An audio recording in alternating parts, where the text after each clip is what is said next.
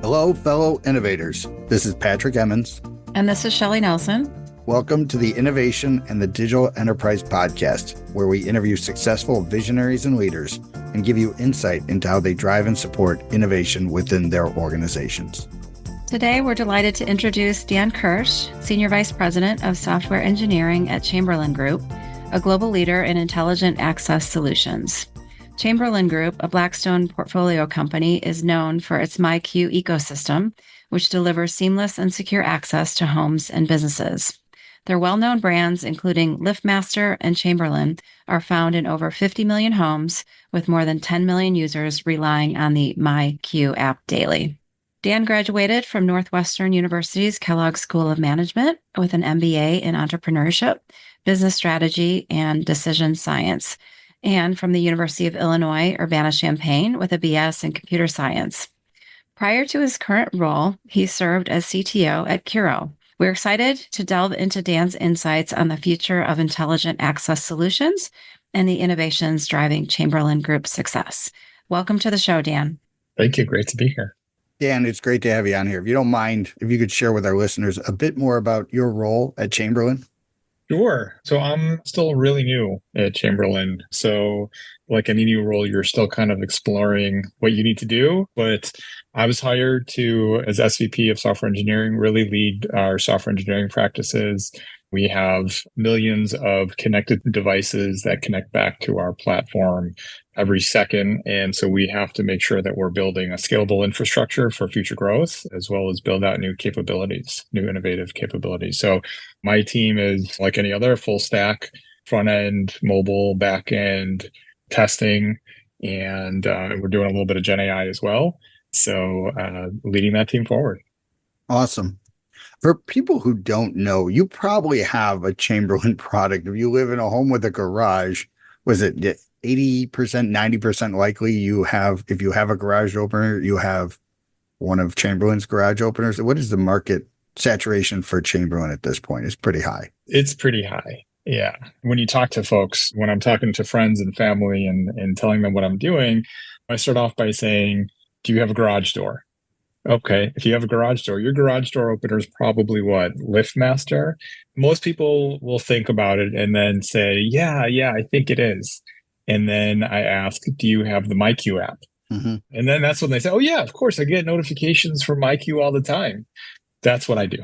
Everyone I speak to has it. And knowing, man, this is an app that most people interact with many times a day, right? There's very few apps out there that have that sort of penetration. And it's really cool to be able to know that the application I'm working on and my team is working on is affecting millions of users on a daily basis.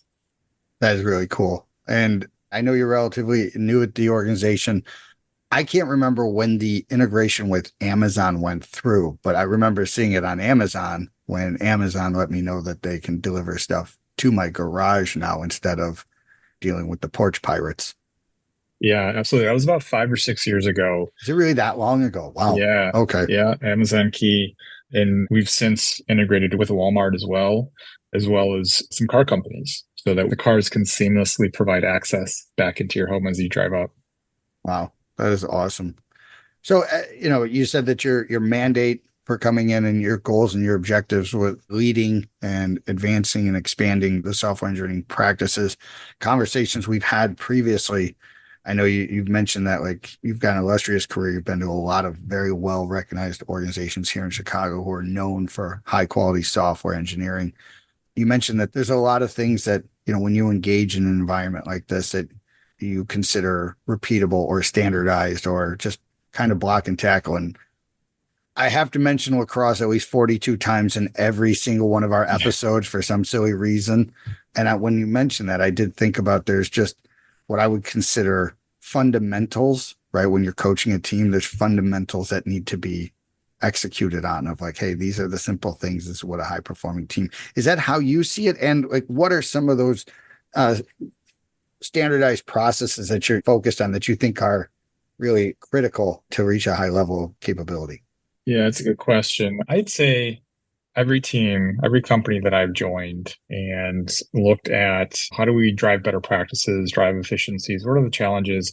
I would say I always start with org structure, always. And so you can start with architecture because there's always architecture improvements. That always ends up going to tech debt. We have a lot of tech debt and we don't have time to deal with tech debt. And then, oh, why don't you have time to deal with tech debt? Well, it's, too many things to build. Product or business is, has just tons of stuff that we need to do and we just don't have time. And it kind of snowballs into many other things. And it takes so long because we have so many dependencies and then we're in so many meetings and on, right? And for me, it always ties back to org structure.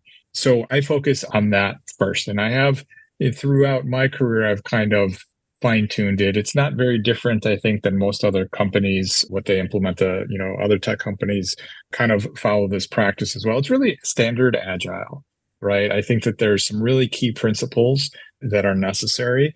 And the reason why I focus so much on this is the need to drive ownership, right? Ownership and accountability is like first principle, right? You have to have that to do anything else and drive any other sort of change within the organization, whether it be architecture, like other sort of collaborative efforts, that sort of thing. You have to have accountability and ownership, especially in super complex projects. So I always go back to, there's a pretty popular book out there, Accelerate. They introduce the Dora metrics. And one of the things that they talk about is the need to have culture, right? You have to have the generative culture, no blaming, that sort of stuff, right? Mistakes are acceptable and you just kind of have to drive towards solutioning, right? What was the problem? How do we solve it? How do we prevent it? And let's move forward with it, right? Let's learn from it, right? I 100% agree with that. Now, what's so interesting and what I fully buy into is you can't just change culture by describing culture, right? You could spend months talking about it and describing what this looks like, but really the way to do it is by changing behaviors, right? And so I think that's a critical point, is to change culture, you have to change behaviors. It's a forcing function, right? Use changing behaviors to change culture. That's your forcing function. And so the org structure to me is that forcing function. I actually just had conversations with my teams just recently about that, which is you have to have a leader, right? You have to have like an engineering manager, and you have to have the engineering manager is attached at the hip, a really strong partner with product, and you have a tech lead, right? Those are kind of like your three-headed sort of leadership of your autonomous group, right? And then below that, you have your cross-functional front-end, back-end testing. So as long as you have that, that is like your fundamental piece, right? And it's your, the Jeff Bezos, Amazon, two pizza team, I think is super important to you. It can't be too big, right? That's your fundamental building block.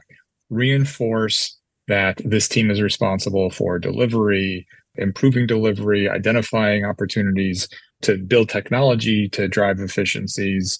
They're an autonomous team and they're focused on delivering business value, right? And so what ends up happening is because you're enabling the engineering team to be autonomous and own, they will start driving just kind of as needed technology improvements. And so it becomes part of the standard conversation. Oh, well, if we do this, if we need to deliver this new feature, we should probably dry up our class, or, whatever it is to speed up software delivery. And it kind of starts getting built into what they are working on. So to me, that is fundamental. You start there first, and then you start moving towards architecture changes. And I think once you have a good understanding of architecture, then you can become innovative, right? So those are really like the three stages that I sort of go through. I really want to point out, and I don't want to get too deep into it, but quality. This is another one, to your point on what do you need to focus on? What are your first things that you need to implement? Another one is a focus on quality. That is so important. Engineering teams are super good at focusing on speed. Like, how do we get faster and deliver new features? Well, if your system is down or that feature is not working correctly, doesn't matter how many features you have, it's not working. Hold on. That just almost makes sense.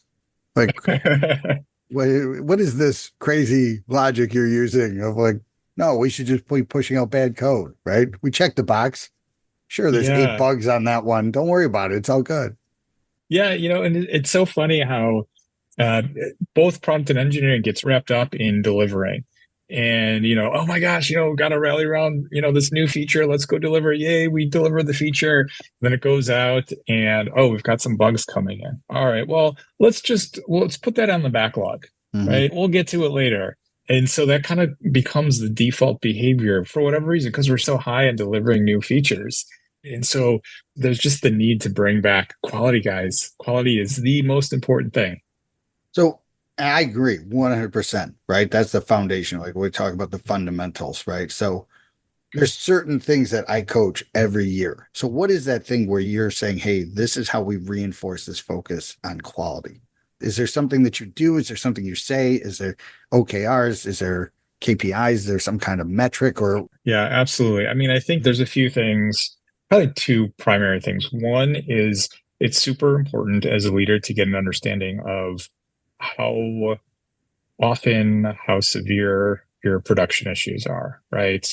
So, one of the first things I do when I come to a company is I want to join whatever that Slack channel is or the Teams channel is where all the production issues are being discussed, right? I really need to have a pulse on that because what that enables me to do is ask questions, bring it like front and center to everybody. Because without bringing it up and making everybody accountable for quality, it kind of gets swept under the rug. So I'd say that's a really big driver for quality. Oh my gosh, I know leadership really cares about this because they keep asking about it. It's like just by asking is a huge driver for teams to start focusing on quality. So that's one piece of it. The second piece is metrics, like you said, right? And so I've tweaked this over time and I continue to tweak it. Every place is a little bit different in how you track quality. I don't have like, this is an absolute metric that you have to track, but you need to have something that makes sense, some sort of quality metric that makes sense that is reviewed normally on a quarterly basis. So you can do the SLI, SLO stuff. I think that's great, although I think it can be very complicated for a lot of teams. And so they don't end up doing it. I think it's totally fine to just say number of production issues, right? And it's so simple and straightforward that people can get it and they can get behind it, right? And so if you just track number of production issues and you set a target and year over year you try to drive that down, but set a target, teams tend to really rally around that and start driving towards meeting those goals. that's awesome. Dan, going back to the culture piece, and I completely agree with you that you have to change behaviors to change culture. But just curious, because some of our listeners might be saying, this is a great idea. I'd love to implement this in my tech team, right? And change behaviors. But what if you're in a situation where the culture of the rest of the organization doesn't align with what you're trying to build within your teams? It's a good question. What's interesting is every company I've been at has been different, right? The culture is different. They're very different, in fact. And when I first start talking about this, especially around, listen, engineering teams need to have a manager. They have to be accountable. They have to own their resources, right? The manager has to ensure that they control the team and what they're working on, right? It's the engineering manager's responsibility.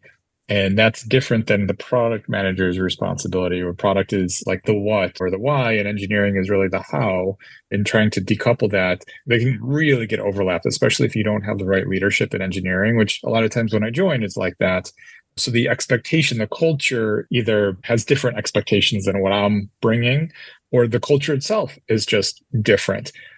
I always get pushback from my team or sometimes across the business units with what I'm trying to put in place.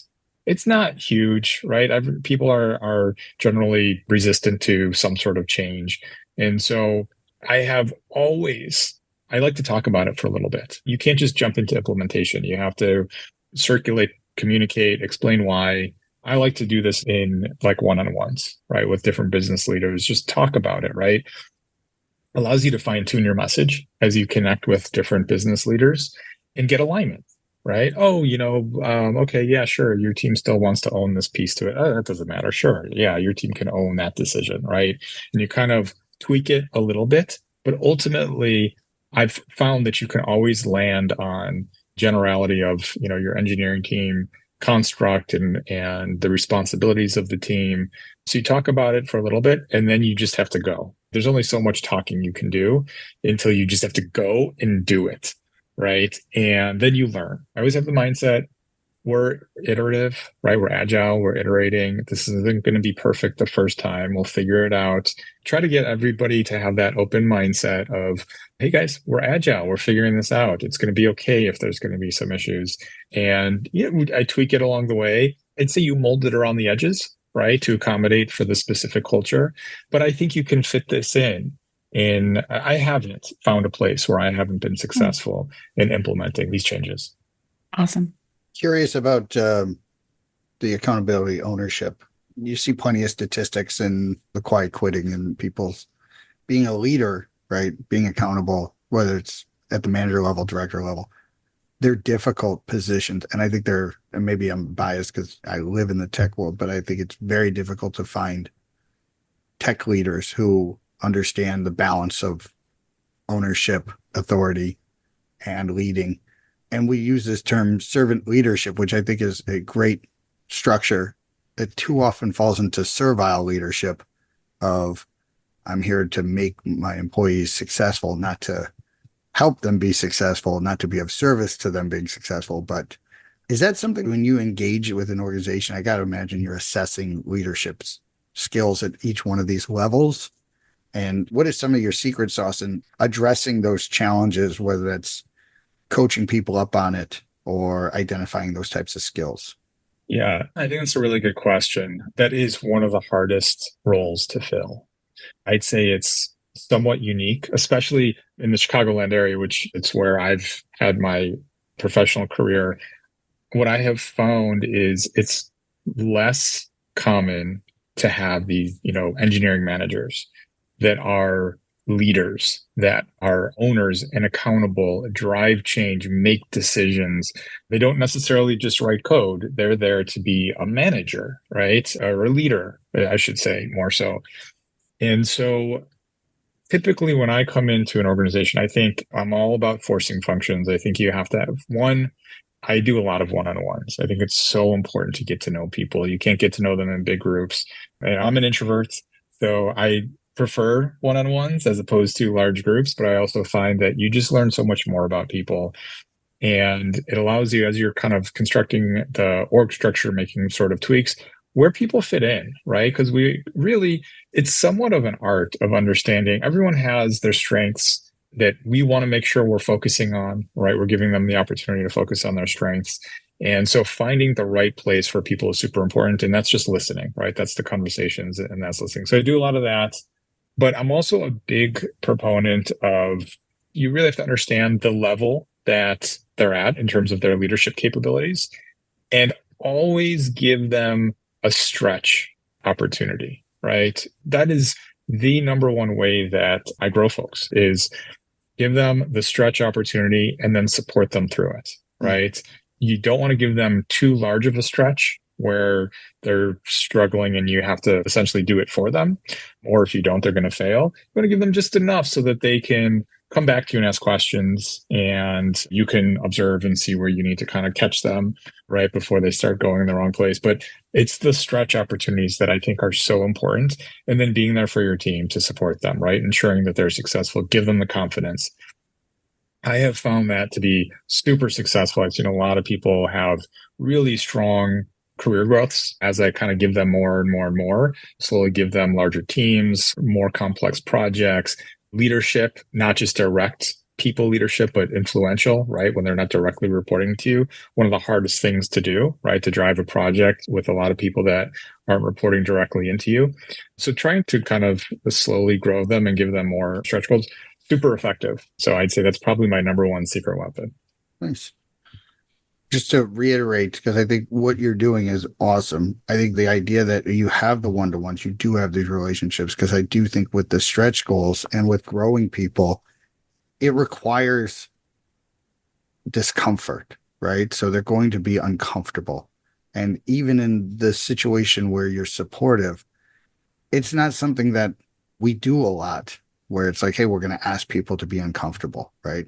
And so I guess from your outcomes, I'm assuming they've been good. And I think a lot of that says a lot about how you engage as a leader.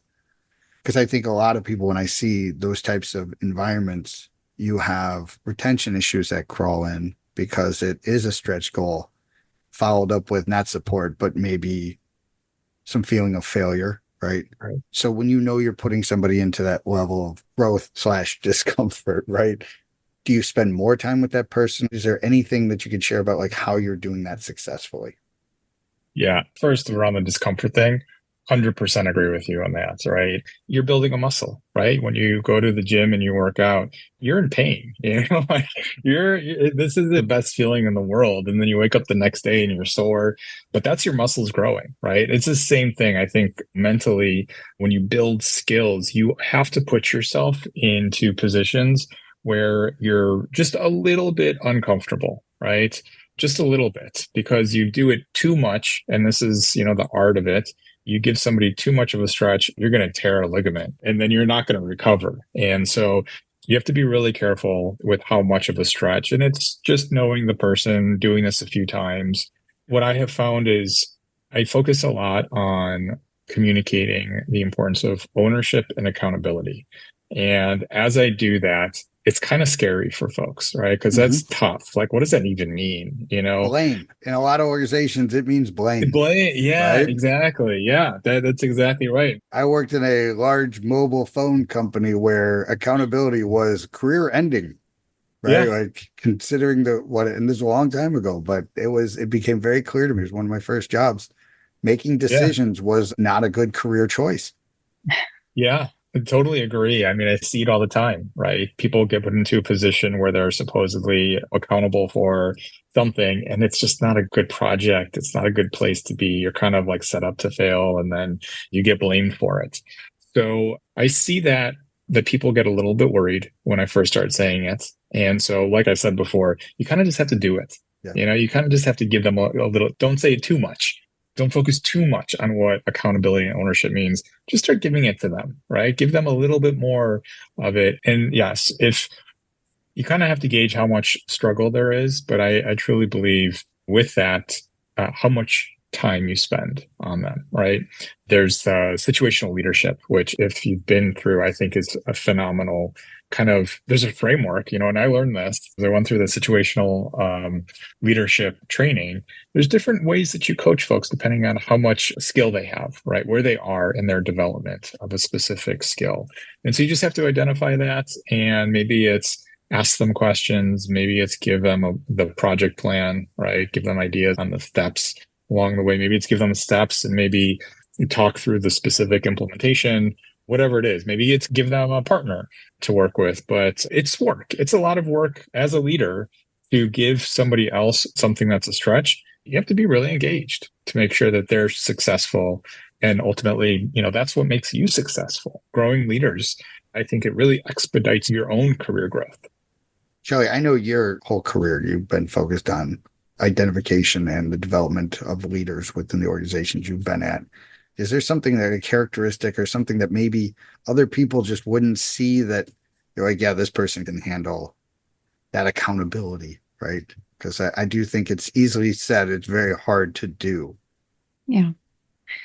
I think as long as you identify it up front, right? For instance, we have 3 attributes that we always hire against. It's trust, bias for action, and entrepreneurial. So as long as we're sticking to the core attributes, we know people are going to be successful.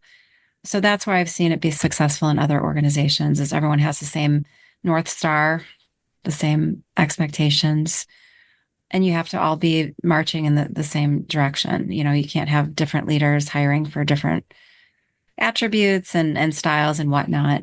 But to Dan's point, you always want to find out what have they done to develop leaders throughout their career. And that really speaks to, how they're going to operate and how they're going to be successful. Awesome. And that was bias for action, entrepreneurial, and what was And the first one? Trust. Interesting. Dan, do you use something like that? Is there something we've got something in our organization that we reduce things down to just to kind of figure out like, is this the right fit culturally? Not so much from a leadership standpoint, but we focus on leaders at every level, right? You can lead yourself. That is like, it's not helpful to have leaders if you don't have individual contributors that can at least lead themselves. But is there something that you use that fits in that same kind of paradigm? I don't have a standard, well-defined framework. I would say probably the couple big capabilities of folks, or the type of people I look to hire. One is I want to enjoy working, right? I spend more time working than I do with my family. So I have to really enjoy what I do and the people that I work with. So is this somebody that I want to work with, right? That's so important. I can't stress that enough. If it's an uncomfortable situation, right? And we're all different. And so I strongly believe in hiring a diverse set of folks. But you can accomplish that and still really enjoy working with people, right? They're not mutually exclusive. Exactly. Right. And in fact, it's nice to have some diversity in the band, right? Like, absolutely. Yeah. I do not like working. Actually, I would never want to work for myself. So you got one, right? Yeah, you got one exactly. of you. I don't need another you, right? That's exactly right. I say the same thing. Like, if you have too many pets in the room, it's not going to be productive. We're just going to argue about silly things, probably way too many movie quotes. It's not going to be productive, right? Yeah, and I'm actually the flip side, so we probably work well together. But I don't have any movie quotes. I don't watch movies, right? I'm the boring person in the room that's probably just thinking about like, how do I build this thing? And I don't want to work with another one of me. I want some fun people, right? I want some people that we could joke, that could start the jokes with me. So absolutely, I think you want to find people that kind of round you out, but also that you're going to enjoy working with. So huge piece to it. I want somebody who's passionate. I want them to have an opinion, right? When I ask questions, to really have some sort of thoughtful position behind it. It doesn't have to be the same thing, that the way I think about it, but I want them to be thoughtful and opinionated. I want them to be innovative. All right. Everything we do, we have to come with a creative lens, and innovation kind of gives kind of willing to take risks sort of thing. Right. And so I think with those few attributes, I found it to be successful for me. Well, I think the first thing, though, like you mentioned, I think is really important, especially, as people with engineering backgrounds. I don't think it's shared enough, especially, when people are going through school, how important it is to just be a good teammate, right? Like, to your point of like, hey, you could be the greatest software engineer, the greatest engineer in whatever discipline. If nobody likes working with you, it's not going to be very effective, right? And so I do think that's one of those critical things that engineering school. I remember like how much I enjoyed doing labs together. And when you find your group, and like, we used to call it full contact programming because we're fighting for the keyboard, right? Where it's like, no, you're wrong, give it to me, right? And those are the kind of attributes. But the other part, in addition to the likability, you use the term opinionated, right? And innovative. And I like using shocking words to like get people to like disagree with me because I am disagreeable, right? And I do think I think it gets misinterpreted, like intentionally disagreeable or strategically disagreeable, or the capacity to be disagreeable with the idea that like I disagree. Not so much I'm disagreeable, because then there's that nobody likes working with you. But to your point is there's a fine balance of opinionated and unlikable, right? Of like, hey, how do I demonstrate that? And it's critical to get the best out of everybody is that, if you have an opinion, you should share it. Certain personality types, as you mentioned, some people are more willing to do it than others. Is there something that you do to encourage people to share that when it's maybe not their natural behavior? Yeah, it absolutely takes time for people to feel comfortable disagreeing, right? Being opinionated, disagreeing with me. So like Shelley said, trust is so important, right? And so it takes time. You have to build trust with your team, but I invite feedback. Mm-hmm. And I think the most important thing is you invite it and you demonstrate how to take it, right? And so give me feedback. And it starts off slow, but then people will start giving feedback, and then kind of like the yes and sort of, mindset. You're right. So you listen and and this, or, but what about thinking about this? It's super important not to like directly disagree. That's how I feel. Like you don't want to shoot them down. Yeah. You kind of want to start encouraging it, but being able to provide your own feedback while still encouraging. So I started inviting it out of myself a lot. And I'll tell you, as a leader back in the day when I had my first engineering team, it's uncomfortable to get that disagreement, to hear somebody else be opinionated and disagree. It's super uncomfortable. And it took me a really long time to get over that and to actually enjoy it, right? To actually Right. say like, Or oh my value God, it, you're like, right? Really yeah, value it, exactly, right? value it. Yeah, that's a better way to say it. I really value that, right? And so I think it's uncomfortable for a leader to invite it and to take it. But if you can, you encourage your whole team to. And man, once you get your team, that builds more trust. And then you really get to the right answer faster. Awesome. Did you have a boss or a leader in the past that inspired you or created the leader you are today? I would explain it the other way. I get it, right? Yeah, I saw leaders I did not want to be. That's equally as helpful. Totally. The anti-patterns are way more instructive to the future, right? Of like, I'll never be that guy, right? That I will never do that to somebody. I do think you realize something much faster when there's pain as opposed to like, what's the opposite of pain? Pleasure. Benefit, pleasure. Yeah. Well, like you really don't want the pain, and the pleasure you kind of, get used to over time and you forget about that. Or you mistaken as just the way it is, right? You're like, Yeah. oh, this is right.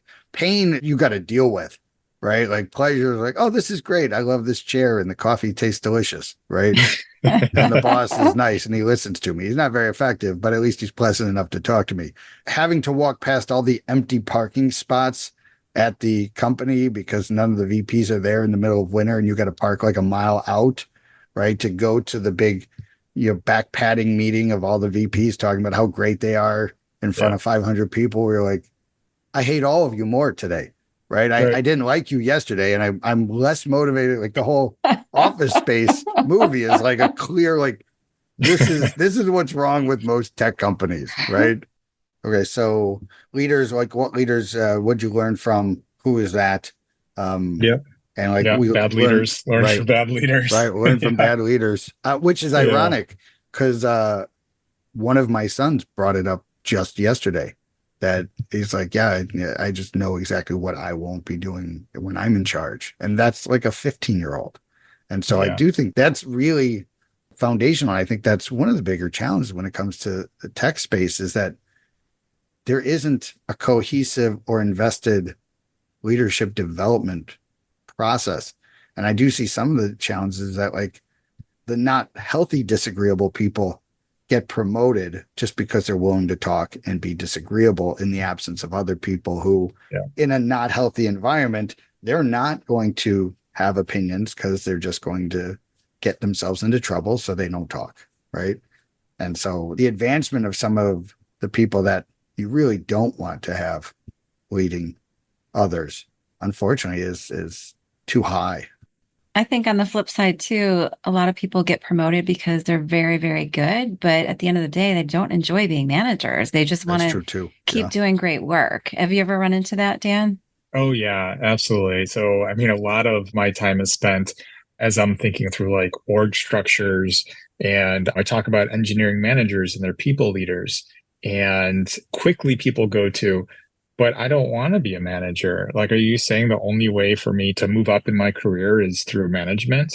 Right? Like you get after a senior software engineer, I have to go into management. Like, is that thing? No. And it's no, right? And I think we're seeing that a lot of the org structures, the career ladders having both a management career ladder as well as an individual career ladder, right? You don't need to, as an individual contributor, you don't need to become a manager, right? You can have equally as much impact and scope as becoming a principal engineer or a staff engineer, architect, right? So we have to make sure we're finding the right path for folks and not artificially moving them into the wrong place. Because like you said, we don't want to put the wrong people in, especially like as you get to the leadership role, you don't want to put them into the wrong position. But it's almost like the ones that say, I don't want to be the manager are the ones you want to have as the manager. Right. And there's a great book by Len Cioni called The Motive. And I think it's like all of his books, they're great and they're short. And so I like the brevity as much as like the density of the good stuff. But he touches on this challenge of like most people when they're looking for promotion, it's either prestige, right? It's inward stuff. It's selfish, right? They're looking for higher salaries. They're looking for more power, more authority, or prestige. And really, you're looking for people who care about others. And Shelley and I have met so many, what I would consider those non-commissioned officers in the military, where these guys are the absolute sinew of how our military works. Now, their love for their teammates is so obvious, how much they concern themselves with their teammates, but they also have this dedication to mission of like, hey, this sucks. I'm worried about all of you, but we still got to go do a thing, right? And I do think there's a way that we, the military, the Army specifically, spends so much time on developing these leadership skills. And I just think this is the thing that if you, like, we think about with AI and the advancement of like the criticality of high performing teams, and that pizza team size leadership is going to be, I tell everybody my strategic initiative is whoever has the most leaders will win. You don't even need to be strategically advantageous. You just have to have more adults, more leaders, and you'll win. Yeah. And so strategically, that's where I think the greatest risk is the idea that like no one's a leader. There was a thing in Wall Street Journal that said 75% of Americans believe they could be just as productive without their manager. And I thought they should rewrite that to 75% of Americans think they can be just as unproductive without their manager.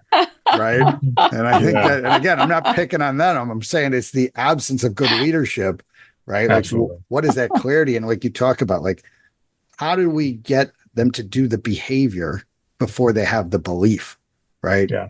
How do they demonstrate that so that it actually becomes, this is how I do things? So we're running out of time. I would love to keep this conversation going. Yeah. I really appreciate everything, taking the time today. No, this is great. Yeah, honestly, it's great leadership stuff. I really, really enjoyed this conversation.